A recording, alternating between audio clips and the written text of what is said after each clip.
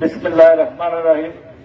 আমার বড় ভাই আলহাজ সামিউল্লাহ সানু সওদাগরের জানাজা আপনারা যারা দূর দূরান্ত থেকে উপস্থিত হয়েছেন সবাইকে আমার পরিবারের পক্ষ থেকে আন্তরিক ধন্যবাদ জানাচ্ছি।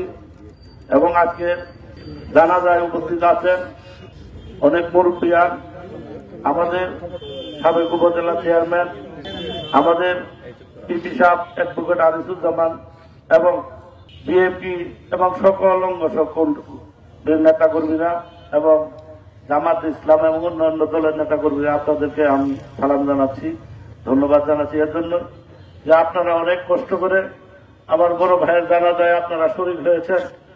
আমি আপনাদের কাছে বলতে চাই, আমার ভাই বাজারে সব সময় থাকতো, দীর্ঘদিন অনেকের সাথে ব্যবসা বাণিজ্য অনেক কিছু লেনদেন করেছেন। আপনারা যদি ব্যবসায়ী এবং দোকানদার কোনো মানুষ তার কাছে পাওনা দেওয়া থাকে তাহলে আমি আছি, আমার বড় ভাই মানিক সওদাগর আছে, আপনারা আমাদের বলবেন, আমরা আপনাদের ঋণ পরিশোধ করে দেব। আমরা চাই না যে আমার ভাই একটা ঋণ নিয়ে ওই মাটির নিচে যাক, দরকার হলে আমাদের ঋণ পরিশোধ করে দেওয়ার মতো সামর্থ্য সবকিছু আছে। তাই আপনারা যদি নিজের মানুষ মনে করেন তাহলে আপনারা আমাদেরকে বলবেন, আপনি নিজে না বলতে পারলেও অন্যজনকে বলবেন, আমরা সেটা পরিশোধ করে দেব। আর আপনারা জানেন আমরা তিন ভাই, আমরা একসঙ্গে ছিলাম, আমাদের মধ্যে কোনোদিন কোনো ওই ধরনের মনোমালিন্য কোনোদিনই হয় নাই। আজকে আমার বড় ভাই চলে গেল, তার জন্য আপনারা সবাই দোয়া করবেন।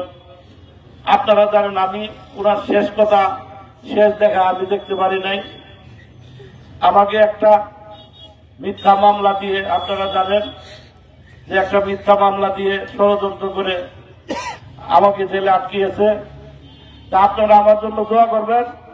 আর যারা আমাকে এই মিথ্যা মামলা জড়িয়েছেন, আমি আল্লাহর কাছে বলবো, আল্লাহ তাদের তুমি হেদায়েত করো, তাদেরকে তুমি ক্ষমা করে দিও, তারা যেন ভবিষ্যতে আর এই ধরনের কাজ না করে। কারণ জেলখানা যে কি এতে যারা গেছে তারাই বুঝে। আমি আজকে জেলখানায় না থাকলে আমার বড় ভাইয়ের পাশে থাকতাম, হয়তো চিকিৎসা করাইতে পারতাম, কিন্তু আমি তা করাইতে পারলাম না। আপনারা সবাই জানেন যে আমি কোন মামলায় কিভাবে জেলে আছি, বকশিগঞ্জের মানুষ আপনারা জানেন। তাই আমি বেশি কিছু বলতে চাই না, আমি আপনাদের কাছে দোয়া চাই। আর আমরা তিন ভাই যদি আপনাদের কারো কাছে অন্যায় করে থাকি, মানুষ মাত্র ভুল করতেই পারে, আমরা ভুল করতেই পারি, তাহলে আপনারা দয়া করে আমাদের তিন ভাইকে আপনারা ক্ষমা করে দিবেন। কারণ কে কখন পৃথিবী থেকে চলে যাবে এটা কেউ বলতে পারে না। তাই আমরাও আপনাদের কাছে ক্ষমা চাই, আপনারা সবাই আমাদেরকে ক্ষমা করে দিবেন। আসসালামু আলাইকুম।